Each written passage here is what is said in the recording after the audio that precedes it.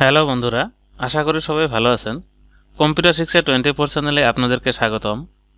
আজকের ভিডিওতে আমি আলোচনা করব ডিলিট হয়ে যাওয়া ডকুমেন্ট কিভাবে আমরা রেজিস্টার করতে পারি এটা নিয়ে। তো বন্ধুরা, আমাদের গুরুত্বপূর্ণ ডকুমেন্ট একটা যদি ভুলবশত ডিলিট করে ফেলি বা অন্য কেউ আপনার কম্পিউটার ইউজ করতে সময় আপনার ইম্পর্টেন্ট ফাইল একটা ডিলিট করে ফেলে, তখন আপনি অনেক চিন্তিত হন, তাই না?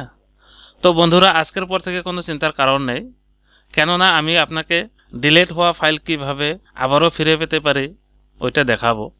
প্রথমে আমি একটি ডকুমেন্ট ডিলিট করে নিব। তো আমরা দিস পিসিতে যাব।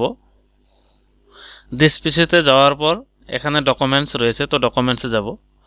ডকুমেন্টসে যাওয়ার পর এখানে দেখেন অনেক ডকুমেন্টস রয়েছে। তো আমরা এখান থেকে যে কোনো একটা ডিলিট করব। ধরে নিলাম এবিসি ফাইল নামে যে ডকুমেন্টটা রয়েছে ওইটা আমরা ডিলিট করব। তো এটার উপরে রাইট ক্লিক করব। রাইট ক্লিক করার পর এখান থেকে ডিলিট ক্লিক করব। তো দেখেন ডিলিট হয়ে গেছে। তো এটা ডিলিট হয়েছে ঠিকই, কিন্তু একদম পার্মানেন্টলি ডিলিট হয় নাই। তো আমরা এটা চাইলে আবারও রেজিস্টার করতে পারবো। তো আমরা রেজিস্টার করতে চাইলে কি করব, রিসাইকেল বিনে যাব। তো এখানে দেখেন রিসাইকেল বিন রয়েছে। তো আমরা ওইটা ওপেন করব। ওইটা ওপেন করার পর তো এখানে দেখেন আমরা যত ডকুমেন্ট ডিলিট করেছি সবগুলো ডকুমেন্ট এখানে জমা হয়ে রয়েছে। তো আমরা চাইলে এখান থেকে আবারও আমরা আগের জায়গায় ফিরে নিতে পারি। তো আমরা কি করব, ধরে নিলাম এই এবিসি যেটা ডকুমেন্ট আমরা ডিলিট করেছিলাম ওইটা আমরা আবারও রেজিস্টোর করব। তো আমরা কি করব, এখানে রাইট ক্লিক করব। রাইট ক্লিক করার পর এখানে রেজিস্টোর লেখা রয়েছে, দেখেন ওইটাতে ক্লিক করব। তো দেখেন এখান থেকে কিন্তু এবিসি ডকুমেন্টটা কিন্তু আর নেই। তো আমরা আগের জায়গায় যাওয়ার পর দেখি রেজিস্টোর হয়েছে কি নাই। তো আমরা এটা কেটে দেব। কেটে দেওয়ার পর আমরা কি করব, দিস পিসিতে যাব। যাওয়ার পর ডকুমেন্টসে যাব। তো দেখেন ডকুমেন্টসে আমাদের ওই এবিসি ফাইল নামে যেটা ডকুমেন্ট রয়েছিল ওটা কিন্তু চলে আসছে। তো এইভাবে চাইলে আমরা কি করতে পারি, ডিলিট হওয়া ডকুমেন্ট আমরা আবারও রেজিস্টার করতে পারি।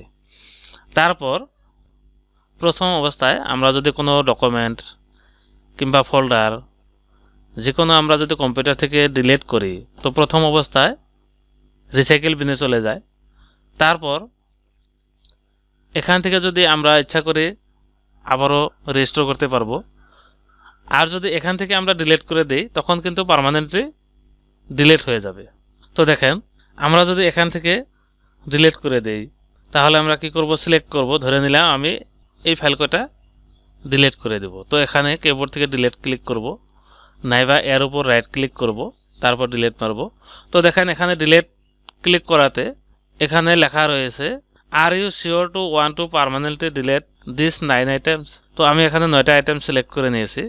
তো যদি আমি এই 9টা আইটেম পার্মানেন্টলি ডিলিট করতে চাই তাহলে ইয়েস করব, আর যদি পার্মানেন্টলি ডিলিট করতে না চাই তাহলে আমরা নো করব। তো আমি ইয়েস করে দিলাম।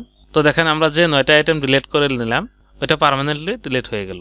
ওইভাবে আমরা যদি এগুলো ডিলিট করতে চাই তো এগুলো সিলেক্ট করে নেব। এবার ভিতরে রাইট ক্লিক করব, তারপর এখানে ডিলিট ক্লিক করব, নাইবা কিবোর্ড থেকে ডিলিট প্রেস করলেও হবে। তো আমরা এখান থেকে ডিলিট ক্লিক করব। এবারও দেখেন ওইভাবে লেখা চলে আসছে, যদি আমি পার্মানেন্টলি ডিলিট করি তাহলে ইয়েস করব, আর যদি পার্মানেন্টলি ডিলিট না করে তাহলে নো করব। তো আমরা যদি নো করে দেখেন ডিলিট হয় নাই। যদি আমরা ডিলিটে যাওয়ার পর পার্মানেন্টলি ডিলিট করতে চাই তাহলে ইয়েস করব। তো দেখেন এবার রিসাইকেল বিনে কোনো ডকুমেন্ট নেই। তো আবারও এটা কেটে দিলাম। কেটে দেওয়ার পর আমরা আবারও চেক করে নেব। তো রিসাইকেল বিনে যাব।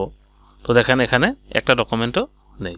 তো এই হলো আমরা যদি কোনো ডকুমেন্ট প্রথমে ডিলিট করি, তো আমাদের ডকুমেন্ট হোক, যে কোনো ফোল্ডার হোক, যে কোনো আমাদের ফাইল হোক, প্রথম অবস্থায় ডিলিট করার পর রিসাইকেল বিনে চলে যায়।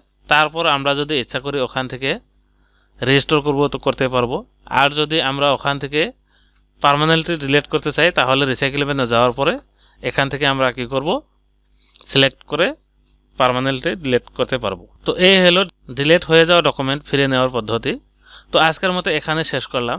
আশা করি ভিডিওটা ভালো লাগলে লাইক করবেন, কমেন্ট করে মতামত জানাবেন, বন্ধুদের সাথে শেয়ার করবেন এবং পরবর্তী এই ধরনের নতুন নতুন ভিডিওগুলো পাওয়ার জন্য চ্যানেলটা অবশ্যই সাবস্ক্রাইব করে নেবেন। আর পাশে থাকা বেল বাটনটি প্রেস করে ওখানে অল প্রেস করে রাখবেন পরবর্তী ভিডিওর নোটিফিকেশন সবার আগে পাওয়ার জন্য। Thank you.